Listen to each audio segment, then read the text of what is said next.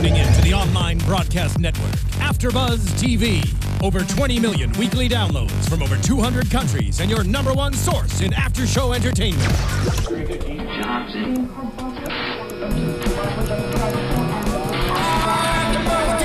AFTERBUZZ TV, the destination for TV superfans. Producing after-shows for over 300 of your favorite TV shows. Interviewing celebrities and showrunners. And bringing you behind-the-scenes exclusives. All thanks to E! Entertainment's Maria Menounos, producer Kevin Undergaro, and internet leader Akamai. Now, let the buzz begin! Hey guys, welcome back to Classic Doctor Who. Back in time, that is, because we're talking about episodes from 1963 and 64. I'm your host, Zach Wilson. We're talking the Daleks. The first appearance of the Daleks ever. We're gonna do the. We'll get into that. But thank you guys for joining us. This is the story. This is story 2, episodes 5 through 11, I believe. 7 episodes. Do we get to say who we are? Yes. I was introducing the show, and now I can introduce my lovely panel. Well, it's nice to see what your priorities are. Yeah. The show. It's okay. Yeah, no, I know. We put the show first. Yeah. Of course. Now you're continuing to make jokes instead of talking about the show, so. Exactly. To my left. Hi, I'm Katie Cullen. I thought you were going to introduce me. Hello, everyone. He's not wrong. To my left. Megan Salinas. Hi, everybody. And to my left. Tauri Miller. Well, thanks guys for joining us. We're gonna. Who are you? I'm Zach. Was I already? Okay. I thought we were gonna go full circle. They don't care anymore. They're like, get to the damn show. We're gonna talk about all 7 episodes tonight, but I want to just give you a heads up at the beginning. We only have about 45 minutes for this podcast, so we're gonna blow through this. We're gonna jump past the cave walking episodes for the most part. We'll talk about what happens. Slugging through. But yeah, so we might miss a few things trying to get as much as we can in, but we want to talk about the bulk of this episode. And the big thing about this episode is the Daleks, who don't actually make a full body appearance in The Dead Planet, which is the first episode of the series. So where we left off our heroes, the radiation was in the danger zone. Was there a highway there? Yeah. No, there was not. There were nothing but stone trees and dusty soil. Which I really liked that just it was just a small moment, but they're looking at the petrified flower, and then Ian gets distracted and just absolutely crushes it. And the look on Susan's face when it was crushed, she was just so sad. Well, we had to set her up finding another petrified flower so we could learn that there's living things on the planet. When one of them decides to introduce itself by grabbing her shoulder. That's helpful. It's the ultimate way to introduce yourself. I mean, I don't think so. If you're coming up behind someone, you tap them lightly on the shoulder. Maybe you should say hi, but running away is just as good. Everything on this planet is dead, except for that. Well, I mean, for him, because they have no idea about like space travel at this point or time travel, any of this stuff. So he doesn't know where she came from. She could just be some unknown person, but we'll get to the Thals. Yes. We'll get to them. So they're walking through this petrified jungle, and obviously Barbara and Ian are like, can we please go home? I don't know where we are. And he's like, we're totally on another planet, guys. He's just like, we gotta go check it out, We got exploring to do. Well, and I loved Ian being, well, a small part of this may have been our fault. Like, no, you were the one that chose to follow a student to a junkyard and then force your way into that. No, there's no small part of this involved here. It's your fault. Well, they didn't ask to get taken back in time. No. Susan didn't ask to get followed. That's fair. Well, I mean, we could argue about the last episode, Yeah, but we've done that. You can tune into the other podcast on iTunes and YouTube. Anyway, so they find the metal. I really like the moment with the metal lizard. And Ian's like, that can't. It's made of metal. How can it be a living thing, or even like used to be a living thing? And the Doctor calls him out. It's like, can't you imagine anything beyond like what you've seen? There's more to this universe than just Earth.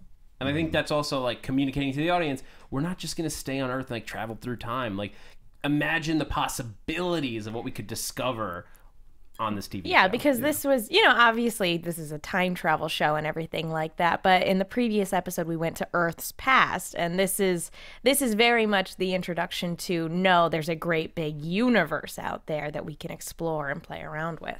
And instead of caveman politics, we have Scarro politics. I mean, You're way better. Yeah. No matter where you are, when you are, there are politics at work.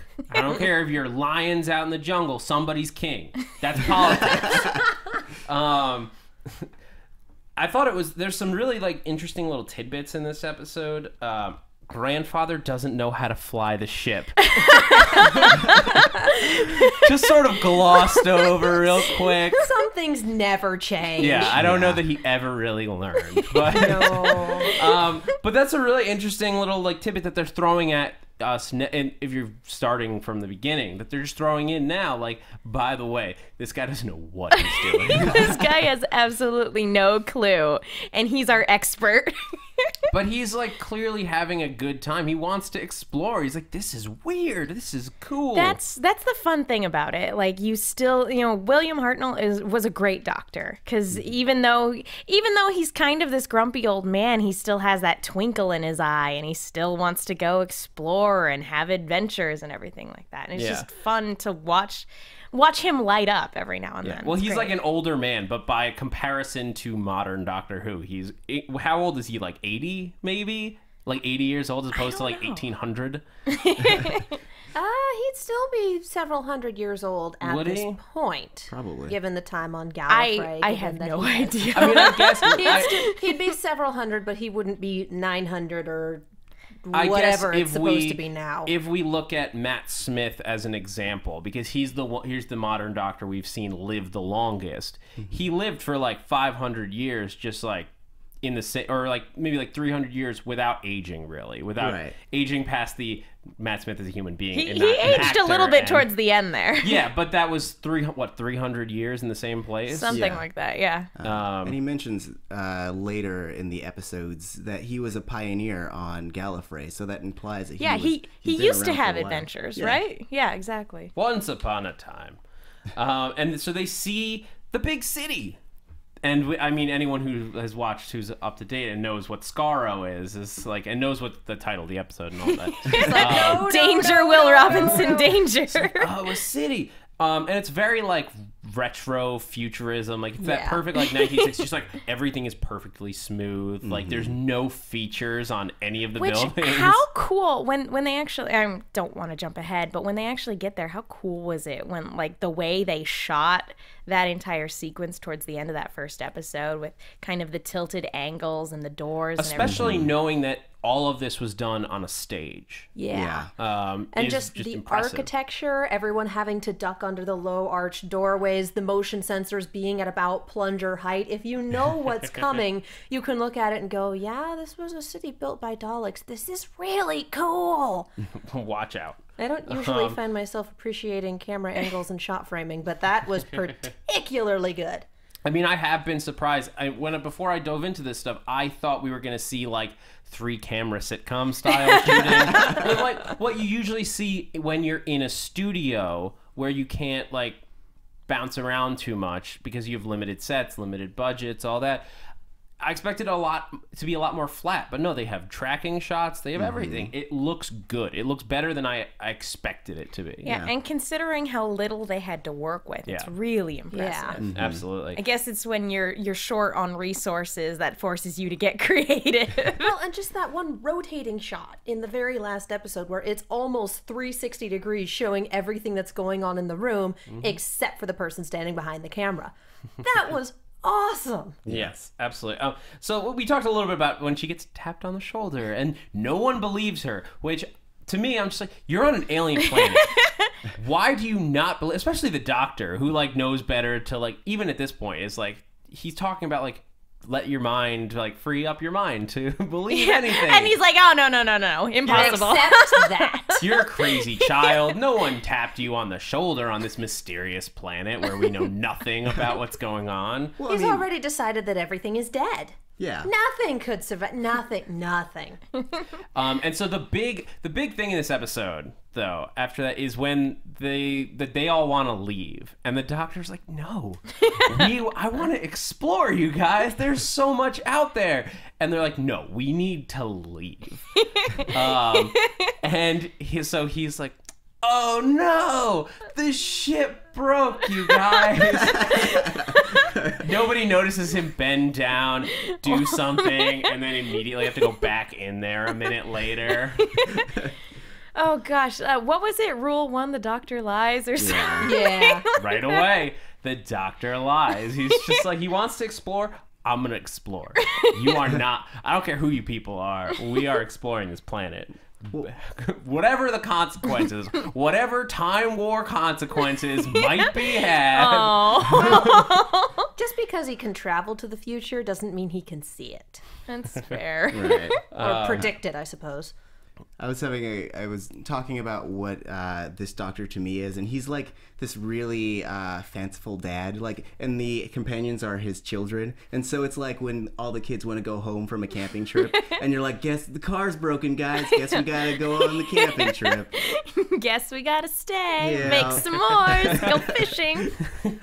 In the acid lake. Yeah, I would hope the dad didn't take you out to like radiation fallout area to go camping. Cooks Yep. itself. We're gonna go camp at Chernobyl.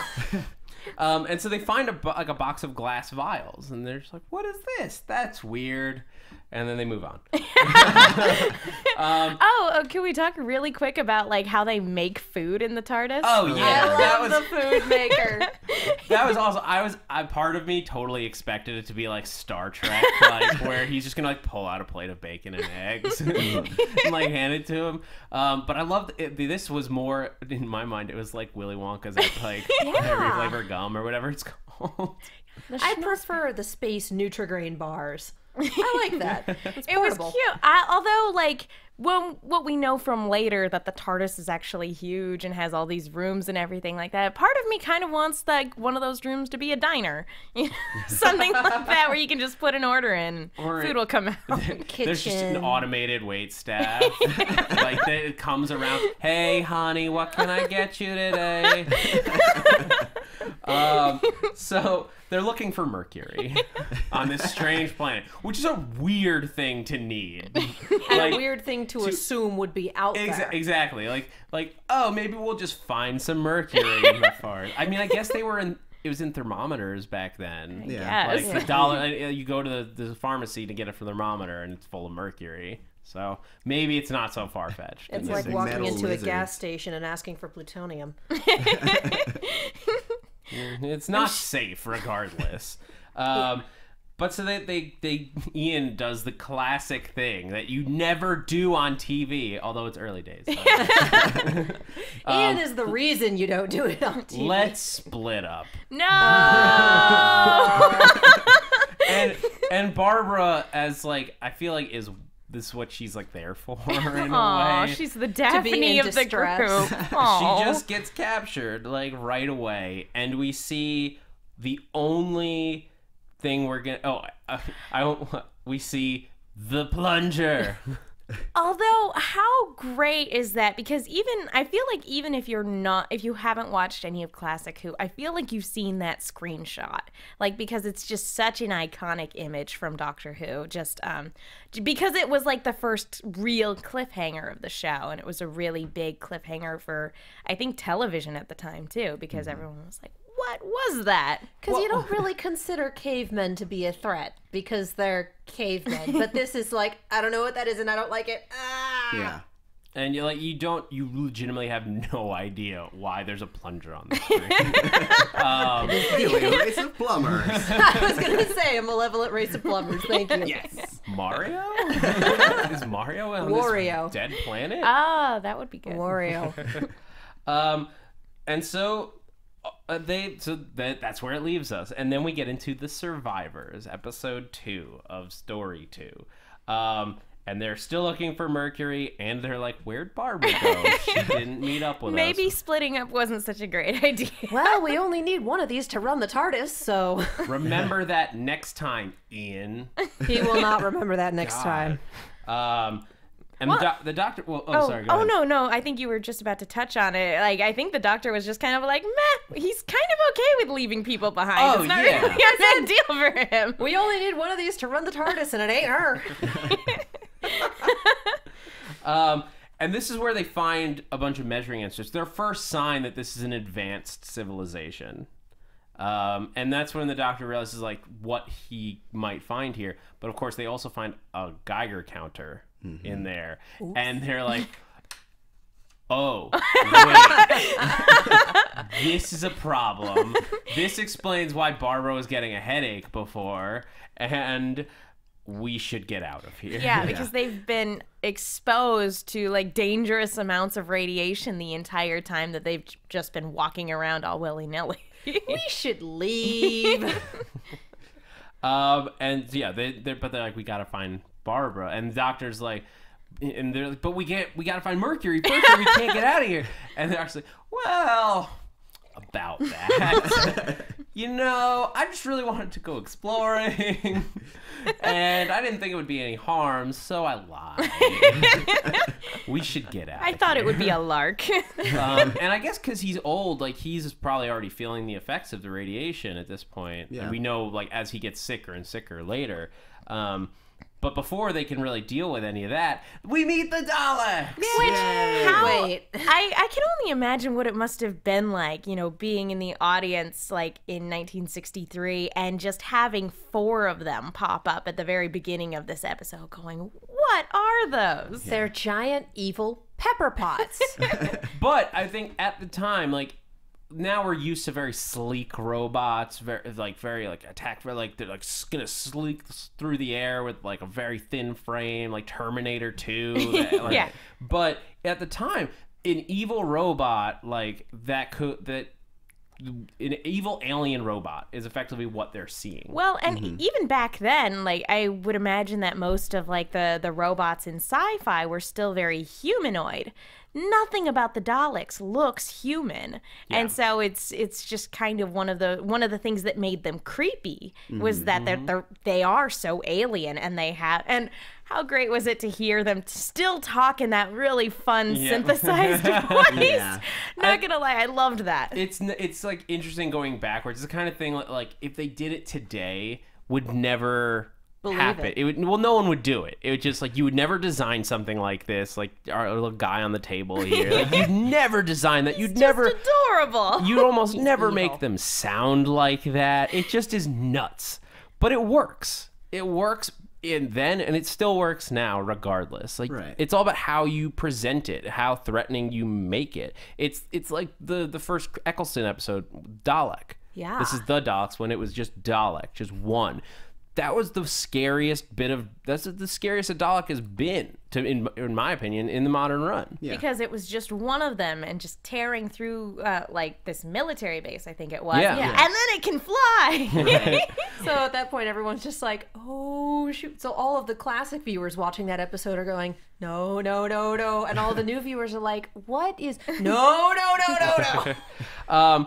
But they're like leading through, you will move ahead of us and follow my instructions. Which, yeah, these are like even though like this is, you know, the first time we get introduced to the Daleks, I was like, well, that's very polite of them. Yeah. They're stunningly sane. When you see them later on, they're crazy. Yeah. These are early Daleks. These are not evil. They're not quite evil yet, per se. That's true. They're not 100% space Nazis and yet. like we'll well, actually, I mean we'll get into that a little bit later in the episode or later in the story. But so like they're in prison, like Barbara's in prison, everyone gets thrown in again. They're all in prison again. And no. Ian got paralyzed. That's right. Because I was terrified because for a minute I thought they legitimately killed him because I'm not used to seeing somebody get shot by a Dalek and live. not die. Yep. Looking at there going, oh, Ian died that day. No, he And didn't. I like the way that they do it because like now they have the effects where it's like you X-ray vision them as before they die, but back then all they could do is polarize the film to show a flash of light. Right. Which I love Looked that they really cool. still have Yeah. that though. Like you said, that they have special effects for it now, but it's a very similar visual, and I love that stayed consistent throughout the years. Yeah, it's like because it's weird seeing it in reverse. Like Yeah. now we know why it does that. Now thing. it's like, oh, that's why the Because- thing is like this. Because all they could think was we need to do something. They couldn't do like like Star Wars style laser effects. They just like had like little like strings coming out of the Which laser was so gun. cute. But they could polarize the film. They could do in-camera tricks to like, or just doing it to the film. It's almost just science technique. It's chemicals to get that done. But so the laser's set on stun, and Yeah. they bring them to Barbara. They're all in prison. There's no furniture. She establishes that they're super far underground at this point. The lift takes them up and down. The lift takes Elevate. deep into the earth, which starts to make sense why they're that deep because there's radiation. And like. I love when they're first starting to talk to the Daleks, and this is the Doctor's first meeting of what will become his greatest enemy, and they're just so it's such like they're talking about the Thals and like who the hell are the Thals? Why are these ones okay? They don't know who these people are. They're trying to justify because they don't have time travel yet. They're the big other time traveling race. My favorite moment, though, of this scene is like when he's like, "I've got to get back to my TARDIS. TARDIS, he is becoming delirious." So good. I don't know this word. Like people show up, you don't know one word. He must be delirious. He's crazy. I mean, he is saying a word. He the is word a TARDIS. Thal. Supposedly, we think. Yeah. What is he? And then they go into the explanation, and I had no idea about this backstory to Skaro, that there are two home species. It's something. I love it as a sci-fi sort of like thing about just a planet of a world where. Why can't two intelligent species rise up at the same time? There's no reason it had to be one. I mean, in our case, we kind of just killed everyone else that might have had any intelligence, but. Well, that's kind of what's going on here. And the great thing about sci-fi is that, it has a lot of interesting social commentaries on the time that it's produced, or a lot of good sci-fi does. And, this is the same kind of time period where, the original Godzilla, radiation, or all those B monster movies, radiation was the cause of all these horrible monsters. And so it's very interesting to see, it's the same kind of thing with the Daleks. And they're talking about, they're horribly mutated out there. We had to hide in here. You're sort of thinking like, oh, that's why they're in those little metal things, is to hide from the radiation. And so that's sort of what they're establishing. But it's not just that, and like we get into it more as we go forward, but they're really dealing with a race war. In the 60s, it's very much about it's civil rights era. Like that's the big fight going on in the world right now. I think less so in England, or less prominently in England. It's still very much an issue, but not as strongly as it was in the US. But the idea, we were only 20 years removed from World War II. And the idea of equal rights between peoples, two different types of people, and the classism, all that struggle is very real to everyone in this, like every people on Earth in real life in the 60s. So, and that's it's not even very well disguised. It's right directly in there, but palatable. Yeah, I think at one point they even say like, "Oh, they hate you because you're different." Like, it's that explicit. Yeah, throughout this story, they're talking about how they're just because you're different. Which they look like us. The horrible mutants. We're the mutants. No, that's not what happened. But so the Daleks want the drugs for the radiation drugs for themselves because they can't go outside. that's their big. They're like, we can't go outside anymore. Please help. The Doctor is like I think he kind of wants to help the Daleks at this point, right? I think he was more concerned about dying of radiation. That's true. poisoning. I'm totally jumping ahead in my Priority notes. one, not dying. My notes are But yeah. but he has he doesn't have the suspicion that he does, obviously, later on down the road. Yeah. I'll ignore what I just said. I'm going to get into it way later in the episode. Ignore me. Ignore. Sorry. But so they send Susan out to get the vials. I kind of love this scene because Ian's like, I'll go. Legs give out from under him. Like, no, you will be go. the strong Ian wants to man. go. Nuh-uh. The Doctor doesn't. All right. He has to be the man. He is physically Can't incapable of send- being the man right now. You can't send a small girl. I mean, you shouldn't be sending the small girl out, but you. Well, she's also the only one who knows how to unlock the TARDIS, and she straight up said there's 23 different places in the lock, and only one of them is correct. If you get it wrong, it'll melt down and no one's getting in. It's a defense mechanism for the TARDIS itself. So, no, you can't go. You don't know what you're doing. He can't go because he's sick. I gotta go. No, I'll be the man. I'll do it. Falls on the floor. No, you're done. Sit down. Good luck, Susan. Don't get up. Don't get up. And so that's where we leave this episode survivors, and we move into the escape. Because obviously they've got to break out of prison again. Again, this is going to be a running theme. Yeah, that's what I'm afraid of. Prison. And so she goes out and she meets one of the Thal, which he's just this tall, handsome blonde dude named Aladdin. With a funny outfit. Have you noticed that if the aliens look like white people, they're good? Well, Have we noticed this? Have we noticed this? So much for all that social commentary. I mean, it's something I saw on, I've seen on some of the blogs and stuff talking about this episode. Particularly, I'll give a shout out to TARDIS Ruditorium, which is a nice blog. If we skip over any episodes, that they have a full, he's been doing this for years, recapping all of Doctor Who in blog form. But he was saying something about the fact that the Doctor sides with the Thals because they're humanoid in a way. Mm-hmm. Like, and we'll talk about more about that choice when we get to the rescue, the final episode. But Well, the audience would also immediately side with them because they're humanoid. Just because the Daleks look so alien and they're so completely inaccessible. They have no eyes, they have no hands. How do you know what they're feeling?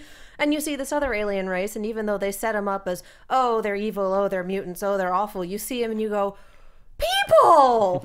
And immediately like them better. yeah.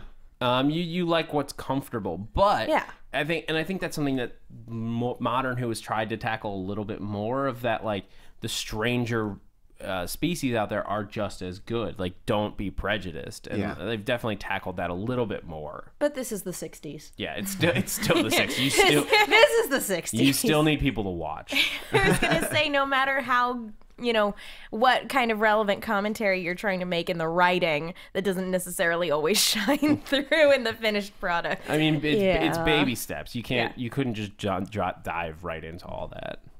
Yeah. Star Trek was the first ones to really go at it full force. And good for them. Good for them. Yeah. But so Aladdin, it was like that was his name, wasn't it? Like, Yeah, something yes, like it was- that. Yes. I wrote Aladdin, and it was just like, I'm like, Aladdin. You're Aladdin. You're white blonde. You're Aladdin. Can I call you Al? Or maybe just Din. How about Letty? I just wrote handsome man in turtle cloak. Well, It you're really not did. wrong. It had like all the little hexagons on it. Looked like a turtle cloak.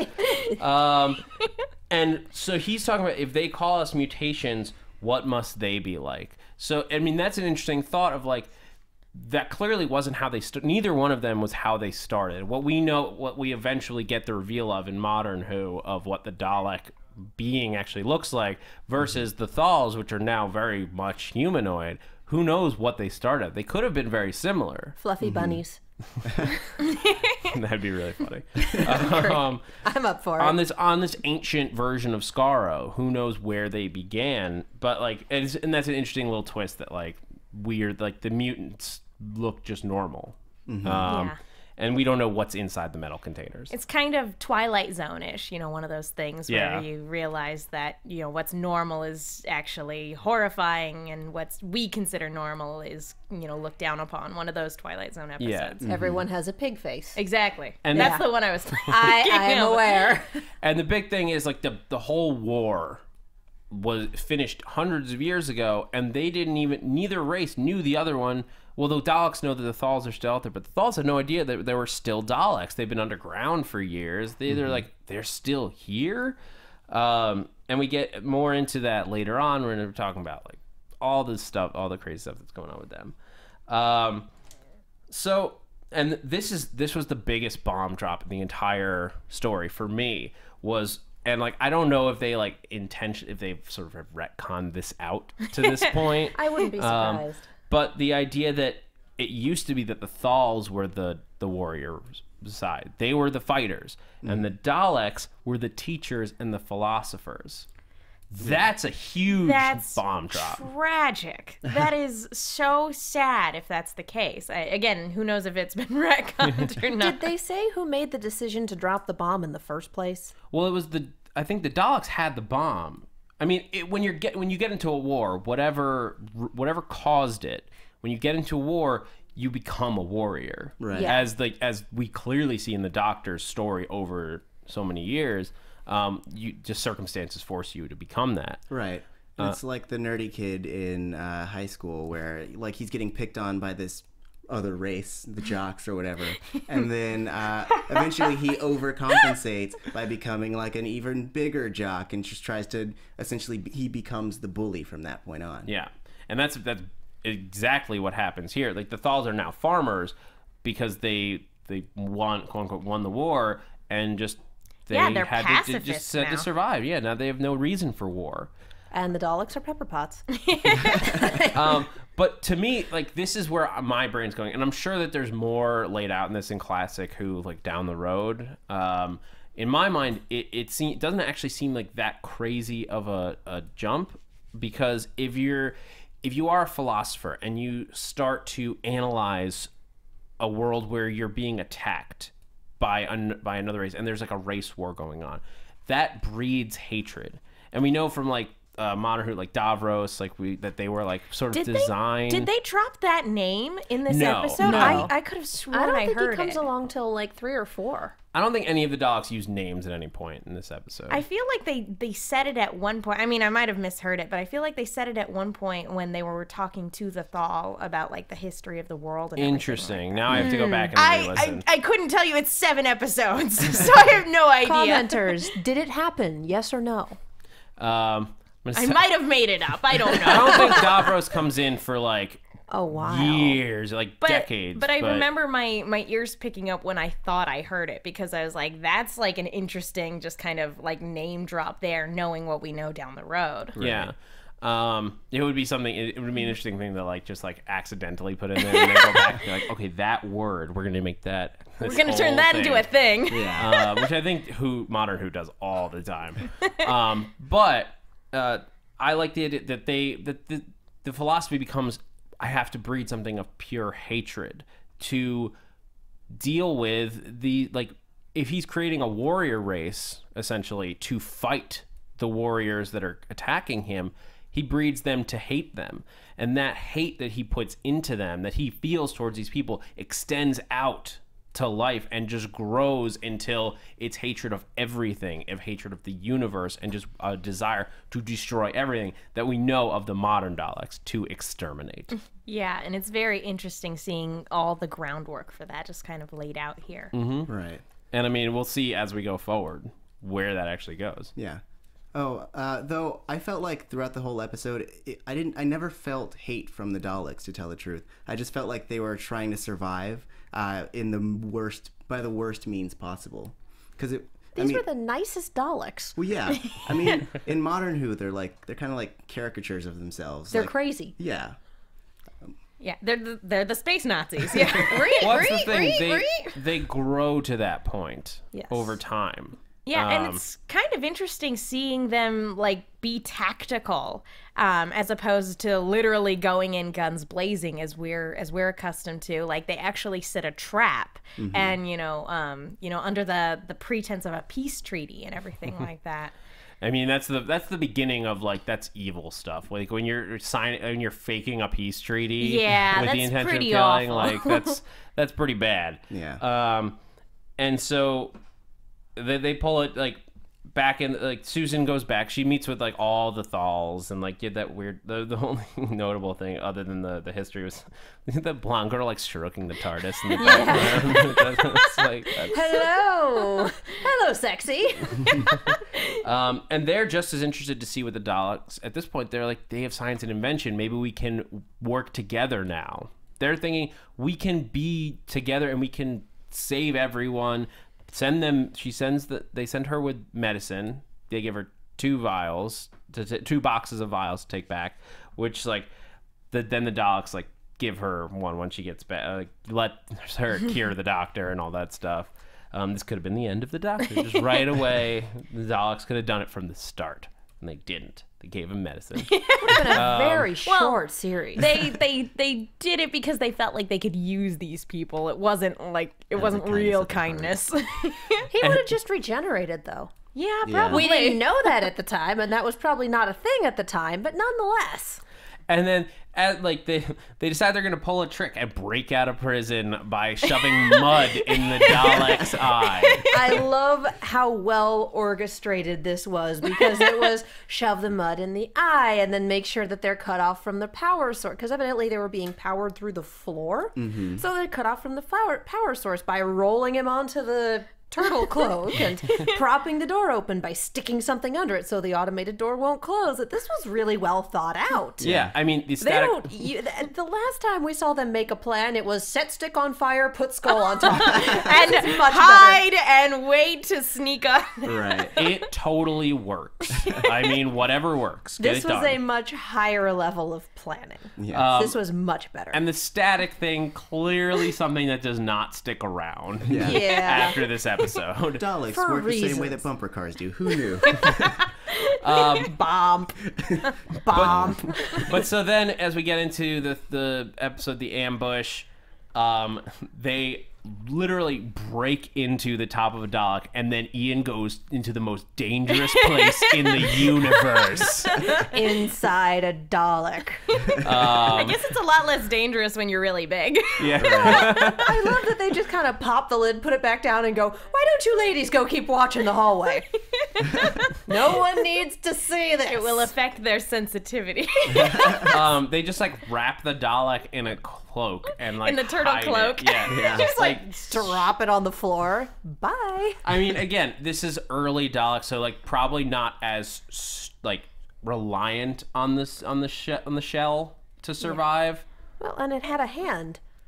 Yeah, clawed, gnarled little thing. But which it had a hand. And you can see how that informed the design later on, because it's like it's very dark, but theoretically could have been green. And I like it, again, kind of going back to if we were watching this for the first time in the 60s, they just kind of grab this little bundle and are able to toss it away. And it's like, are they really that small? They're, you could, to the point where you can just pick them up. Yeah. And then you see the hand come out from under the cloak, and you're like, what does it actually look like? Yeah, and you don't get to know.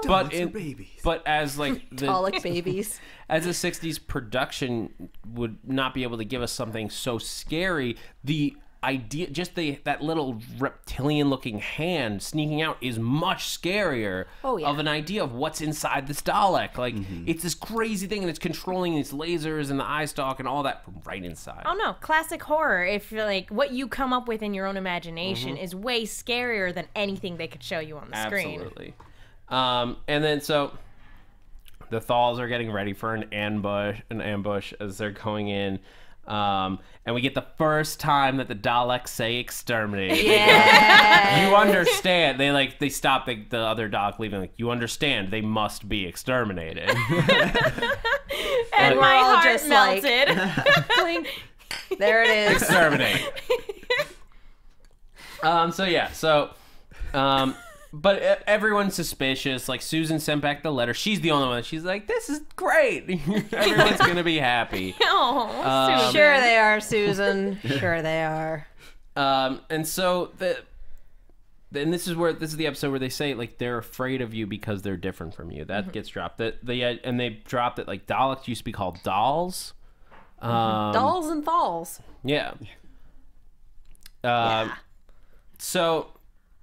and that's like the big thing, like where the name Daleks came from. And the Doctor is like, we just need to get out of here. Like, this is not our problem. We need to move on.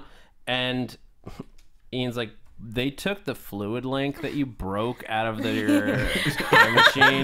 They frisked me, and I don't have it anymore. That's a problem. And we needed that. And maybe you shouldn't have broken it, Doctor. Good job, everyone. Great decisions all around. And so before they get moving, and before we get moving, let's talk about iTunes, you guys. I want to just real quick, because we don't have a lot of time left, and there's still like 3 more episodes to go through, technically. 2 of which will be They Walked Through Caves. Yeah.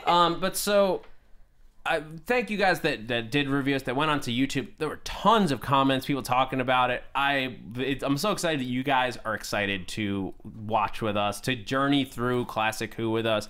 So I want to give a shout out to Ryan Witalison, big fan of the show, big fan of AfterBuzz, friend of the show. He says, New Who and Classics, love that they're finally giving Classic Who their due. I've been a fan of since the mid-'80s when I would watch on PBS, so I was very excited to hear that Classic Who would get covered again. For New Who love the new setup for the panel, allows us to get different views every week. Keep up the great work on both shows. Yay. And then there's a couple of people like on YouTube that pointed out some stuff. So Eduardo Leo points out that Susan is not a time lady because you have to go through the academy to become a Time Lord. She's just a Gallifreyan. Right. Okay, fair enough. Which is something I actually don't think I ever really processed. Well, I guess I didn't know about it. She's going to our crummy Earth schools. She's like a time apprentice at best. She understands physics, but not pens. And then G1 X Rider 13 points out that there are a number of reasons that the TARDIS never really worked early on, and because it requires 6 pilots apparently. Well, I mean, they talked about that in Journey's End. Yeah, I guess a little bit. But I wonder if that's ever established in the old series, or is that taking new canon and retroactively applying it to come up with a reason for old canon? Could be. I mean, either way, it's what the rules are now. Yeah. Well, there's a lot of really odd rules right now.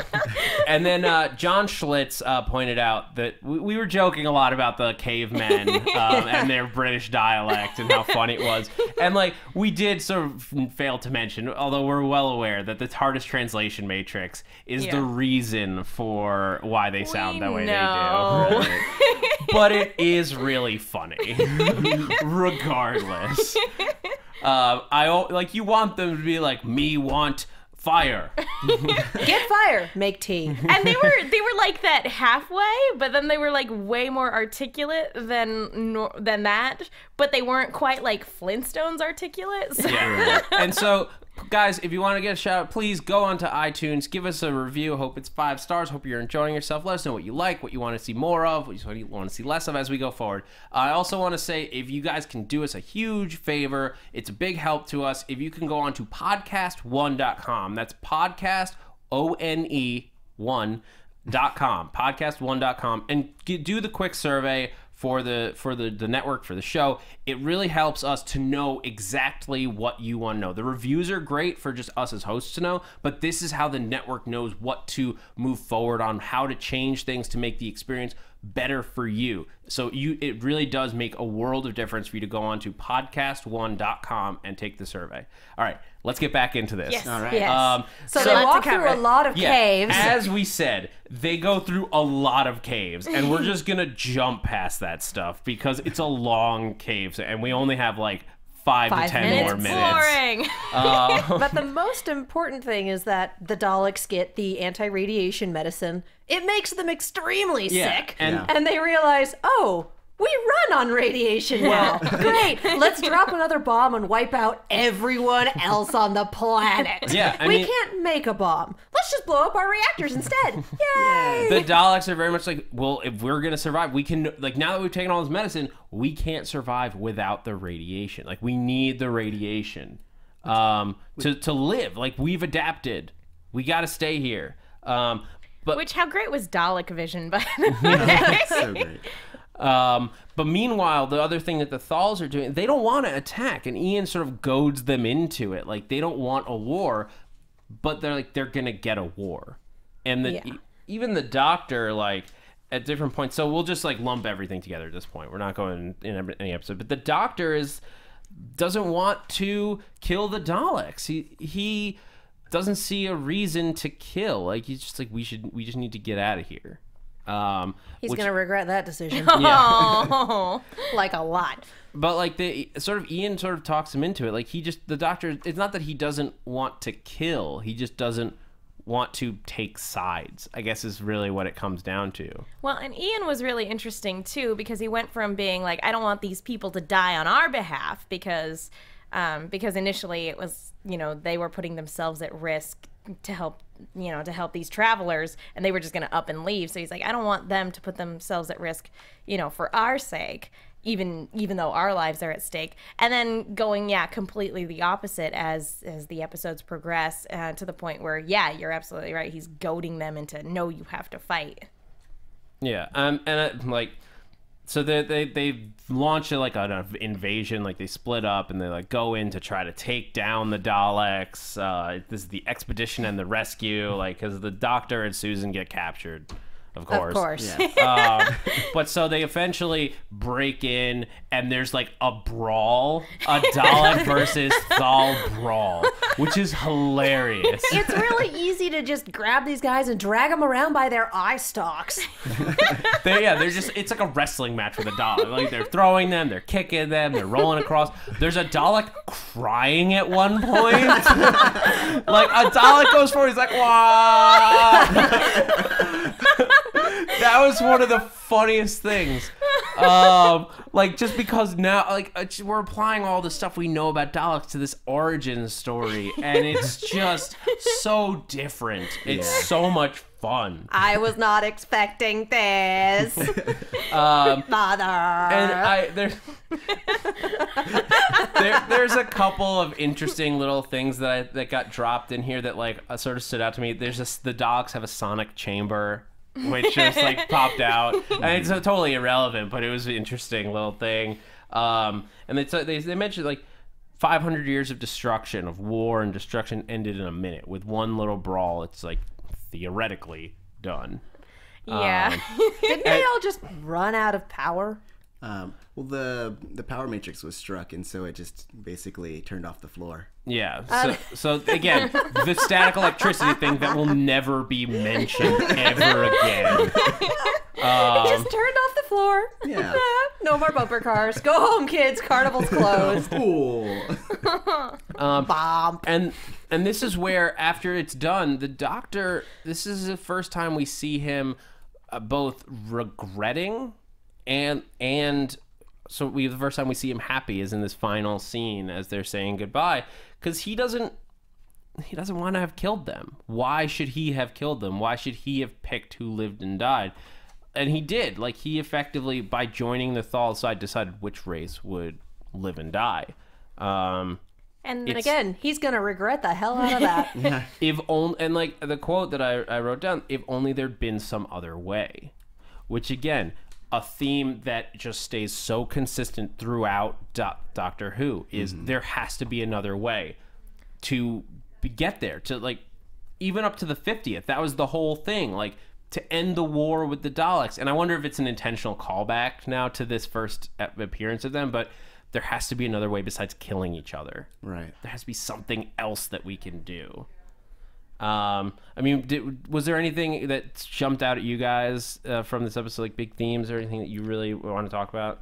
Barbara got kissed. Yeah, she did. That's what I remember from the last part of this last episode is, where did that come from? Okay, you know what? Whatever. Well, in the caves, she deserves something. In the caves, they like had a little like back and forth where they had some nice banter and they had a were like moment, getting yeah. along. Yeah, they had a moment. So like she's like, "I'm leaving forever. Bye." I feel like we should all break into a stirring rendition of Secret Tunnel.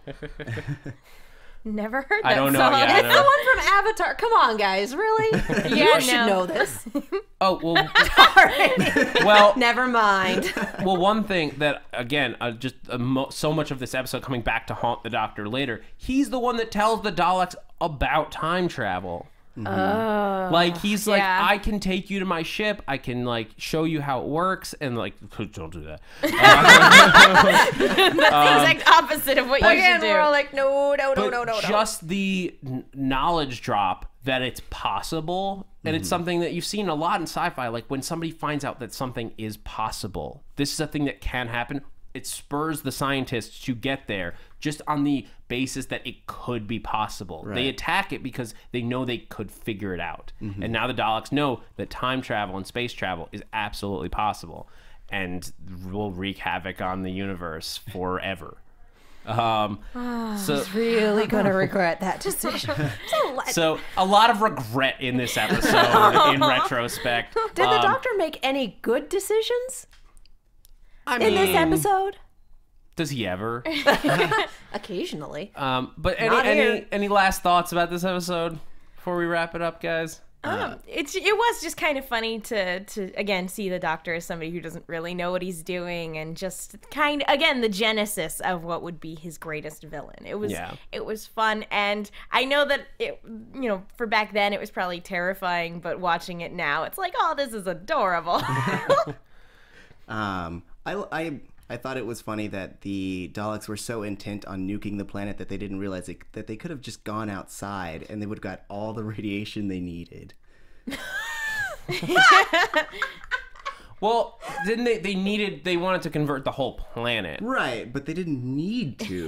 It was already. I think it But was they a wanted little to bit kill more those about guys. I think it was a little bit more about killing the other race Will than it was. They won't. Well, it had something to do with the fact that they took the radiation, like medicine, made it impossible for them to keep living. Only in Sector the... 2 and 3 had received the medicine. They had just come to the realization that they needed radiation to live. And so they were like, well, we need it, so we're going to turn air into radiation. Ba-boom. Yay! Yeah, so it's 1963. We can let some plot holes go. And I guess you can let some, commentary on, the thing that you're afraid of, ultimately changes what you become and everything like that. Yeah. Absolutely. And so thanks for joining us, guys. It's been fun talking about the origin of the Daleks. And so I want to talk a little bit just quickly about what we're going to be doing as we go forward, so you guys can watch with us. Next up, we're going to keep going in order for a little bit because the next few episodes are I haven't watched them yet, but they're supposed to be very, very good and very important to the Doctor Who storyline. We're going to go next week. We're going to do Edge of Destruction. It's a two-parter. That is called The Edge of Destruction. I don't know what else to tell you guys. And then follow that up. The next week we're gonna do the Aztecs. Aztec politics. And then I think after that we're gonna jump ahead and do what a lot of you guys recommended, The Chase, which is another episode. And eventually I'm like trying to figure out where it's on DVD, but I want to do maybe after that, maybe a few more Hartnell episodes. I want to do The 10th Planet, which is a partially reconstructed story which contains the first regeneration. So those are some episodes that we are absolutely going to get to in the next month or two. Cool. So join us for that. Thanks for watching, guys. This has been a blast. Tauri Miller, we'll start at the other end. Where can people find you if they want to keep up after the show? You can find me on Twitter at TauriJ. That's TauriJay. You can also find me on the Extant panel on Wednesdays and the Sword Art Online panel on Sundays. Yep, Sunday. And I'm Megan. You can follow me on Twitter at TheMenguin. That's TheMenguin. I am also on the Sword Art Online, Attack on Titan panels on Sundays, the Ruby panels every other Thursday, occasionally the Doctor Who ones, and starting up pretty soon, the Z Nation one on Sundays as well. Yeah, which is like 75% of this panel. So. Pretty much. I'm Katie Cullen. You can find me on Twitter and Tumblr at Kiaxet. That's Kiaxet. I am also on the Attack on Titan Sword Art Online and a brand new Z Nation panel, all on Sundays. This panel, obviously. Arrow coming up. And Ruby every other Thursday. And you guys can catch me on Twitter and Instagram at @ZachWilson. And also here at AfterBuzz, you can catch me on a ton of panels this fall. Grimm on NBC. Resurrections coming back. The Strain is still going on FX. Like Meg occasionally on regular Doctor Who. I've got Z Nation with these guys. So much stuff. Oh, Grace Point. We're going to be talking some David Tennant fun. Yeah. I'm going to be the only one on that panel that's super nerding out. Thank you guys so much for watching. I'm Zach Wilson, and thanks for geeking out with us. From executive producers Maria Menounos, Kevin Undergaro, Phil Svitek, and the entire AfterBuzz TV staff, we would like to thank you for listening to the AfterBuzz TV network. To watch or listen to other after shows and post comments or questions, be sure to visit AfterBuzzTV.com. I'm Sir Richard Wentworth, and this has been a presentation of AfterBuzz TV. Exterminate you later! God, why did we...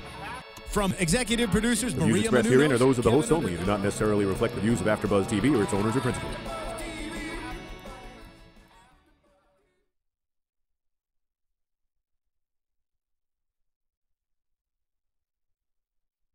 Thank you for watching AfterBuzz TV on YouTube. For more of your favorite after shows and interviews, subscribe to our channel here, and be sure to share your opinion on the episode in the comment section below here. We'd love to see what you guys are buzzing about. Thanks again. Buzz you later.